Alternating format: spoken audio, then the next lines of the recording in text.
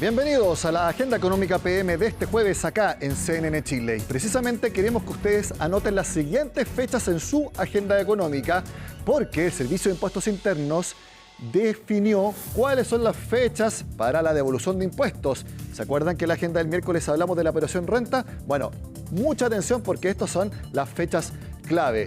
Si ustedes hacen su declaración la primera semana de abril, entre el 1 y el 8, recibirán el depósito en su cuenta corriente el 25 de abril. La otra fecha es entre el 9 y el 21 de abril, si es que hacen la declaración, y reciben el 14 de mayo. Luego vemos que en la tercera semana de abril, del 22 al 28, reciben la devolución el 23 de mayo. Y finalmente, si están en la última parte, hacen su declaración hasta el 9 de mayo, van a recibir ese mes, el 30, su devolución, siempre que elijan el depósito en la cuenta corriente, que es prácticamente lo que elige la gran mayoría. Porque como ven ahí, si ustedes quieren que les llegue el cheque por parte del Estado, ahí da lo mismo cuando hagan la declaración. La emisión será a partir del viernes 30 de mayo, tal como lo declaró este jueves el Servicio de Impuestos Internos.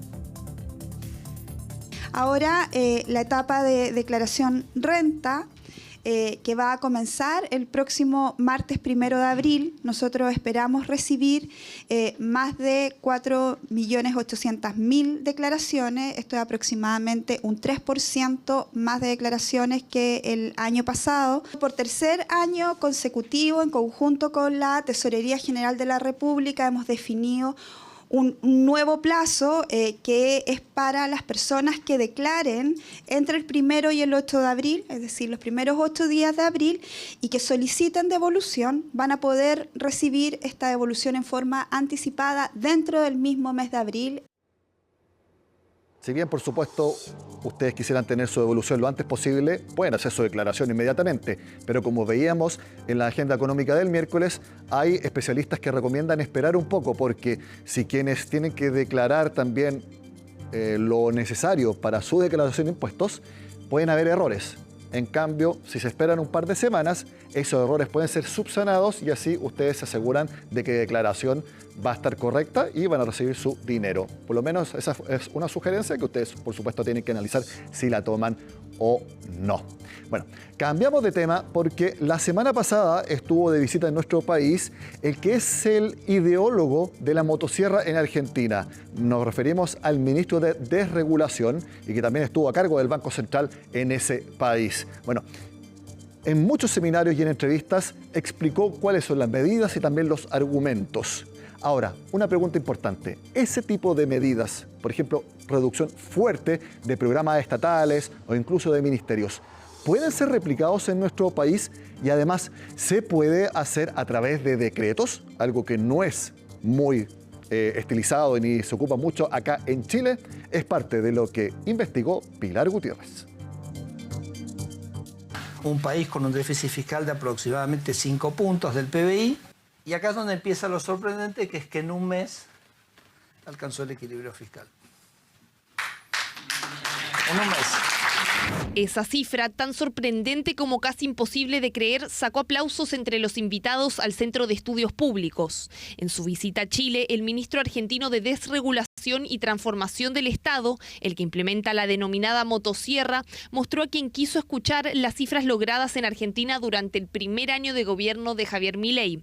Una de las medidas, quizás la principal, fue la eliminación de funciones o tareas duplicadas en el sector público, que llevó a su fuerte reducción. De 210.000 empleados en la administración pública centralizada y descentralizada, 210.000. En este primer año hemos eliminado 42.000. Hicimos una lista de los sí y de los no. Entonces ahí andan mis locos de la motosierra, entonces van a cada ministerio y le dicen, ¿vos qué haces? ¿Viste? Un área. Bueno, y ven, ¿estás en el sí? Perfecto. ¿Estás en el no? Chao. Así se definieron las prioridades que permitieron recortar el gasto público en Argentina, un tema que también preocupa a las autoridades chilenas luego de cerrar 2024 con un déficit estructural de 3,2% del PIB. Motosierra, bisturí, la verdad es que pónganle el nombre que quieran. Lo cierto es que necesitamos eficientar el gasto del Estado, porque si no, y más en un año electoral, sí. Ya se hablaba de los programas sociales mal evaluados, pero también hay tremendas pérdidas de recursos públicos en licencias médicas. Eso hay que abordarlo de una vez. Un expresidente del Banco Central coincide que en Chile también debe haber un mayor control en la creación de nuevos organismos públicos. Tenemos también que tener esta cosa de que tenemos una política nueva y creamos una institución nueva y creamos un comité y después los funcionarios públicos son inamovibles, por lo tanto nos quedamos con el comité. Claro, tendría que haber un intermedio, dices tú, entre la motosierra que hace Milei o Dodge por Elon Musk y seguir con estas instituciones que además no dialogan entre sí, ¿no? Va a haber que observarlo. Yo soy bien amigo de la motosierra argentina, somos amigos de la universidad, Federico Sturzenegger, el ministro. Vamos a ver cómo le resulta, una cosa de la que podemos aprender. En un país como Chile se necesita más bisturí que motosierra, ¿no? No, en eso estoy de acuerdo. Nosotros no estamos en extremo de motosierra. Ese último punto lo sostienen varios economistas, que aunque coinciden en que debe reducirse el gasto público, hablan de una revisión cuidadosa y de menor magnitud que la realizada en Argentina. Hace algunos días, el propio ministro de Hacienda arremetió contra el concepto de la motosierra. La respuesta a las tensiones fiscales no puede ser ni el voluntarismo ni la motosierra. Y mientras el voluntarismo, conduce a una agudización de los problemas financieros en el mediano plazo, la segunda pone en peligro el pacto social que subyace a la estabilidad y la voluntad de progreso en el país. Desde el Congreso hay parlamentarios que apoyan la eliminación de programas del Estado que no han logrado los resultados que se esperaban. El Estado administra 700 programas que son 39.000 millones de dólares, de los cuales de los 700 programas el 45% está mal evaluado o simplemente es un programa duplicado. Por lo tanto, hay que avanzar en el corto plazo a ir terminando programas que no traen un beneficio social directo. Sin embargo, hay que considerar que estos recortes en Argentina se realizaron, en buena parte, gracias a medidas como los decretos de necesidad y urgencia y la aprobación de la Ley Bases, que otorga facultades al presidente para decidir sobre algunos temas sin pasar por el Congreso. Y en Chile no está la costumbre política de gobernar por decretos. En esa escala 1/100, ¿cuánto podría haber hecho si no hubiera tenido la Ley de Base, que le permite cambiar leyes por decreto, tratando de interpretarlo o extrapolarlo a Chile? Porque uno, claro, como decía Evelyn Matei, hay ciertas leyes en las que le gustaría meterse. Cuando uno no tiene esa facultad, tiene que elegirlas con pinza porque tiene que ir al Congreso. A ver, la ley Bases tampoco fue un cheque en blanco, ¿eh? Si vos me decís cuánto podría ser, yo te diría, no sé, quizás el 15, 20% de lo que hicimos. Motosierra, bisturí y la candidata presidencial Evelyn Matei ha hablado de una tijera de podar. Distintas miradas sobre cómo abordar el escenario fiscal de Chile, donde, eso sí, las políticas deberán adaptarse a un contexto económico y político muy distinto al argentino. ¿Saben algo que Javier Milei quiere imitar de Chile para llevarlo a Argentina? Las concesiones. Precisamente este jueves el Ministerio de Obras Públicas anunció cuáles van a ser las licitaciones para concesionar en 2025 y 2026. En total serían casi 8.000 millones de dólares. Estos son los proyectos de mayor monto. El primero, la carretera orbital norponiente. ¿Qué es eso? Es esta nueva circunvalación que tiene que completarse. Por ejemplo, la radial nororiente, que junta Vitacura con Colina, esa es parte de este anillo exterior. Bueno, continuar ese trayecto es este orbital norponiente. El acceso sur también es parte de este anillo exterior. Bueno, ¿cuánto sería eso? 1.747 millones de dólares. Hace poco se entregó ya esta licitación, pero de otro segmento. Sería el orbital surponiente. Ese se licitó ya.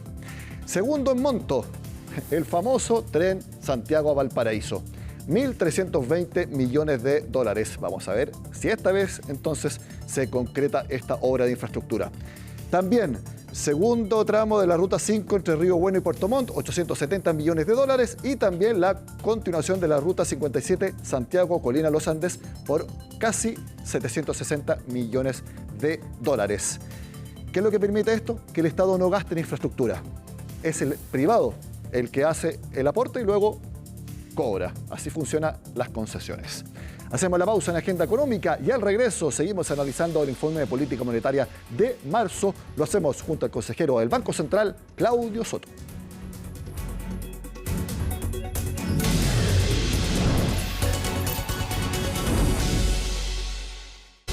Uno de los temas principales de la agenda económica de esta semana fue el informe de política monetaria de marzo. Se lo contamos en detalle el lunes, pero lo seguimos analizando este día junto al consejero del Banco Central, Claudio Soto, a quien le agradezco por estar con nosotros. Bienvenido a CNN Chile, Claudio. Muchas gracias, Nicolás.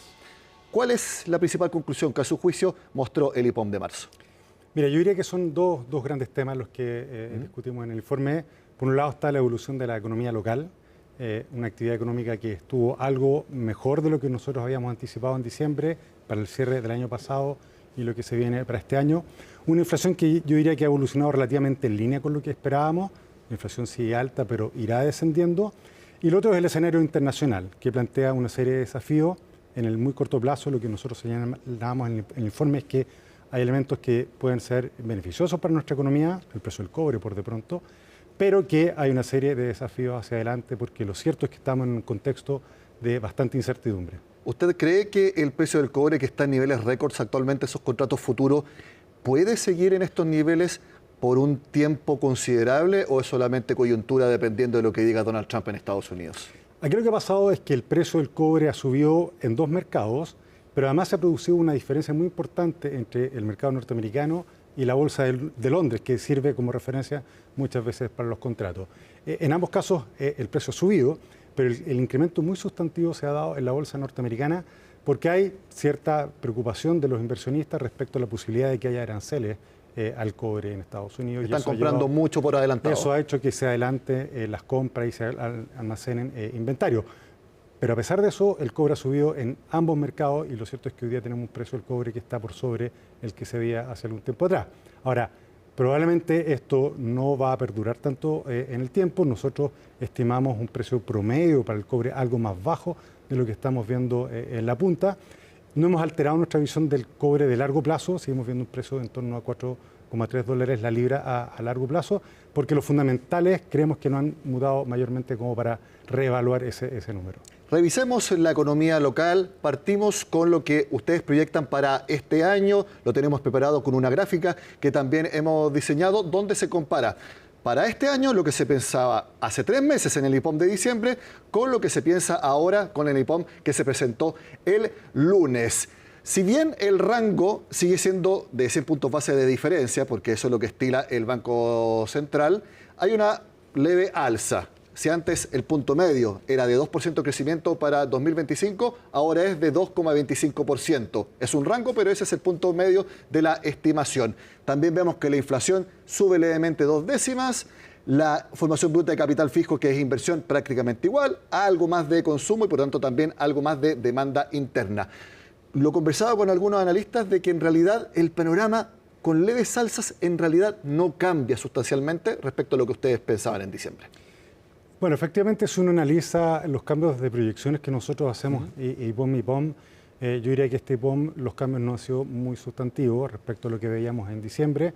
Hay algunos cambios cualitativos, pero en rigor lo que nosotros vemos es una actividad que cerró el 2024 algo más dinámica. Hay algunos factores que son puntuales, que han incidido, pero lo cierto es que tenemos una actividad algo más dinámica. Eso se va a extender durante este año. En el caso de inflación, lo que tú muestras en la gráfica es la inflación diciembre a diciembre. Exacto. Efectivamente, hemos revisado marginalmente el alza de 3,6 a 3,8, pero la inflación promedio del año va a ser más baja que la que veíamos en el informe previo. Eso es porque lo cierto es que hemos tenido registros un poco más bajos en estos primeros meses. Hay algunos factores que también van a contribuir a una inflación algo menor de la que veíamos en diciembre. ¿El precio del dólar? Bueno, el tipo de cambio, nosotros en el informe de diciembre preveíamos una apreciación, lo cierto es que se ha apreciado algo más rápido de lo que veíamos en diciembre. Es importante decirle a las personas que cuando uno dice que se aprecia el tipo de cambio, no es que suba el dólar, sino que el que sube es el peso chileno frente al dólar. Se aprecia el peso, efectivamente, muy buena corrección. Y bueno, lo otro es el precio del petróleo también, que ha caído en los mercados internacionales y eso va a tener una incidencia en los primeros meses de este año. Cuando nosotros cerramos el informe de diciembre, no teníamos el dato de inflación de diciembre, ahí tuvimos una pequeña sorpresa a la baja que incide en la base de comparación, pero yo diría que la inflación en promedio va a ser quizás algo más baja de lo que veíamos en diciembre. Cuando habla de factores puntuales que elevaron la actividad a fines del año pasado y que todavía se pueden ver en los números de este año, hay uno que es bastante llamativo, se sabe, pero es que es llamativo, que es los turistas argentinos. De hecho, esta semana Transbank dio la información de que las compras de los turistas argentinos subieron casi 7 veces de este verano en comparación al verano del año pasado. Eso es algo muy importante para las ventas del comercio. ¿Es el factor más importante que ustedes ven y que los sorprendió para pensar que la economía creció más de lo esperado a fines del año pasado y en estos primeros meses? Bueno, hay ciertamente un efecto del sector externo de nuestra economía que ayudó al cierre del año pasado y que está ayudando a comienzos de este año. En parte eso es el turismo, que se ve reflejado en las cifras de comercio. Por ejemplo, nosotros cuando vemos las cuentas nacionales, vemos por sector económico, lo que vemos es un comercio que ha tenido un repunte importante, sobre todo en la primera parte del año, pero también el sector exportador. Ha habido exportaciones muy importantes hacia Asia y eso ha tenido también algunos eslabonamientos a otros sectores. Las exportaciones también se ven reflejadas, no solo en las exportaciones, sino que también en el comercio mayorista en este caso. Entonces hay una serie de elementos más bien vinculados al sector externo que han ayudado a que la economía tenga algo más de dinamismo. Y en eso está incidiendo, por ejemplo, un tipo de cambio real más depreciado, en lo que vimos hacia finales del año pasado, un tipo de cambio real más depreciado que hace que nuestra economía también sea más competitiva y eso ayuda al crecimiento económico. ¿Y serían factores puntuales? Bueno, hay algunas cosas que están relacionadas, en el caso del agro, pueden ser cosechas, la exportación de cereza, por ejemplo, son cosas más específicas, pero en general el encuadre macro que uno ve con una moneda que en términos reales está más débil y que por lo tanto le da más competitividad a la economía es algo que podría todavía incidir durante este año y hacia adelante. Claudio, y algo que puede incidir también específicamente en abril, que es esta discusión respecto a que el Viernes Santo sea o no irrenunciable. ¿Puede tener un impacto significativo en los datos del mes? A ver, que haya un día más, un día menos de trabajo, que sea renunciable o no, puede tener algún impacto, pero hay que tener ojo porque muchas veces cuando estas cosas son anunciadas pueden alterar el comportamiento de las personas. Por ejemplo, en el caso del consumo de bienes durables o del consumo, la gente puede quizás adelantar sus compras y por lo tanto el efecto se diluye.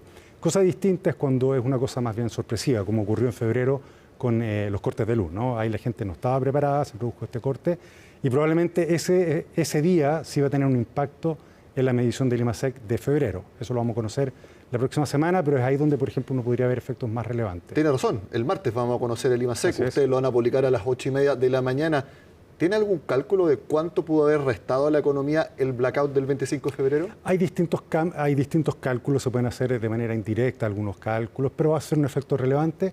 Además hay que considerar que febrero, el año pasado, fue un año bisiesto, por lo tanto, cuando uno haga la comparación año contra año, va a tener una comparación más exigente. Por lo tanto, se van a estar combinando esos dos fenómenos para incidir en un crecimiento que probablemente va a ser moderado en este febrero. Pero crecimiento, no estamos pensando en contracción. Podría ser contracción. Eso lo vamos a conocer el día martes, porque se están combinando aquí dos efectos que van a incidir, pero son cosas muy específicas, muy puntuales, que no cambian nuestra perspectiva para el año en su conjunto. Revisemos las proyecciones ahora para 2026, nuevamente comparando lo que ustedes pensaban para el próximo año, hace 3 meses. Y aquí sí que prácticamente no hay ningún cambio. Ahí lo vemos en pantalla. Le pedimos a Carla, nuestra camarógrafa, que haga zoom a la gráfica. Como pueden ver, el PIB se espera nuevamente en el punto medio, sea 2%, no cambió en nada. La inflación tampoco, 3%. La inversión tampoco, 2,2%. Apenas cambió el consumo, pero 1/10. Prácticamente ustedes pueden haber presentado el mismo IPOM de diciembre a marzo y no pasaba nada tal como vemos en los números. Bueno, los datos han evolucionado no muy distinto de lo que pensábamos, ese es un elemento. Las variables que sustentan la proyección tampoco han mutado mayormente. Lo que sí en este informe reconocemos que hay más incertidumbre.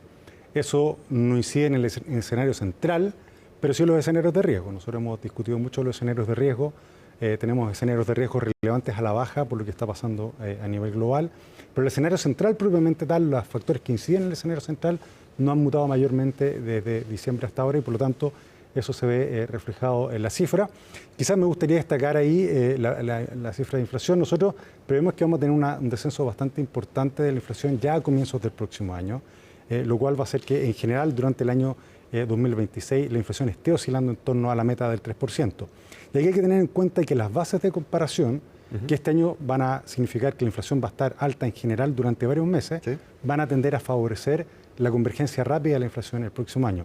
Por de pronto, en el segundo semestre, vamos a ver que los incrementos de la tarifa eléctrica, por ejemplo, salen de la base de comparación. Eso lo vimos en julio, lo vimos después en octubre y luego en enero de este año.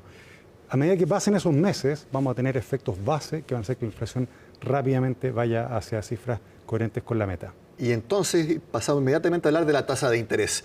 También hemos preparado una gráfica con la trayectoria de la tasa, pero desde el principio de los recortes, que fue en julio de 2023, cuando estaba en 11,25%, la vamos a ver ahora también en pantalla. Ahí vemos claramente la curva al principio muestra una tendencia fuertemente bajista, pero luego se aplanó. De hecho, en los últimos 4 o 5 reuniones se mantiene en 5%. Quiero hacer una aclaración. Al final se ve un 4,75% porque es lo que prevé el mercado que pueda suceder en septiembre. Hay algunos que dicen un recorte de tasa de interés en 2025, otros 2, hay algunos más osados que dicen 3, pero también hace solamente 2 semanas la encuesta de expectativas económicas de operador financiero incluso decían que podía haber ninguna baja en la tasa de interés. Yo sé que no me va a decir, obviamente, qué es lo que piensan exactamente, pero ¿qué es lo más acertado de pensar? ¿Ningún recorte? ¿2? No creo que 3. ¿O un recorte es más o menos lo que ustedes tienen como escenario base? A ver, primero que nada, voy a repetir algo que nosotros decimos hasta el cansancio. Las decisiones se toman reunión a reunión. Acabamos de tener una reunión donde mantuvimos la tasa y vamos analizando y ponderando los distintos elementos que tenemos en ese momento a la vista para tomar la decisión respecto de la tasa. Lo otro es que importante tener en cuenta es que nosotros tenemos una estimación de lo que se llama la tasa de interés neutral, que es la tasa de interés que ni aporta ni quita impulso a la economía. Tenemos un rango de estimaciones, hay distintas metodologías. Esa tasa va de 3,5 a 4,5 con la inflación de 3% como meta. Y hoy día estamos algo por sobre ese rango. Por lo tanto, estamos ligeramente por sobre lo que uno pudiera considerar una tasa de interés neutral. Eventualmente, por lo tanto, si la economía cierra su holgura, la inflación está alineada con la meta, las perspectivas de la inflación está alineada con la meta, nosotros deberíamos movernos hacia ese rango de tasa de interés neutral. ¿Durante el segundo semestre o ya más tirado para 2026? Bueno, eso no lo puedo anticipar, ciertamente. Como te digo, va a ir dependiendo de los antecedentes que vayamos conociendo y también de los riesgos que vayan surgiendo, ¿no? Porque, como te decía antes, estamos en un escenario bastante líquido. Nosotros incorporamos en nuestro escenario central una pequeña revisión a la baja de las perspectivas de crecimiento global, producto de la guerra comercial y las tensiones geopolíticas, y hay que ver cómo esto evoluciona. Puede que esto se despeje o puede que esto se profundice, y en esos casos vamos a ver cambios en el escenario que pueden ser relevantes. Consejero, mi última pregunta, se nos acaba el tiempo. Cuando el Banco Central dice que está cauteloso respecto al escenario internacional, ¿esa cautela es que están expectantes? ¿Es que están algo temerosos de que pueda influir demasiado fuerte en nuestra economía? ¿O esa palabra cautela es, en verdad, no tenemos muy claro para dónde va a ir esto, no podemos tampoco decir que no sabemos qué va a pasar, por eso hablan de cautela? ¿Cuál es la mejor definición? No, yo diría que cautela más bien es el manejo monetario, en el sentido de tener un manejo monetario que de alguna manera nos dé más certeza de que vamos a converger rápido con la inflación en la meta, tener una economía que macroeconómicamente esté equilibrada. Creo que es muy importante justamente en un escenario de incertidumbre como el que tenemos hoy día. Es ahí la nota de cautela que hemos... Están en la parte fina de cuándo eventualmente empezar a bajar la tasa de interés, no adelantarse ni tampoco atrasarse mucho, un poco por ahí. Exactamente. Tener un manejo macroeconómico que de alguna manera acote riesgos, por así decirlo, y que haga que la economía esté en un buen pie para poder enfrentar escenarios que pueden ser complicados. Claudio Soto, consejero del Banco Central, muchas gracias por estar con nosotros en Agenda Económica. Antes lo teníamos cuando era economista jefe de otro banco, muy cercano al Banco Central, pero ahora está en el ente emisor. Muchas gracias por acompañarnos. Muchas gracias, Nicolás. Que esté bien. Y también, muchas gracias a ustedes por acompañarnos en la Agenda Económica PM de este jueves. Sigan con nosotros acá, en CNN Chile.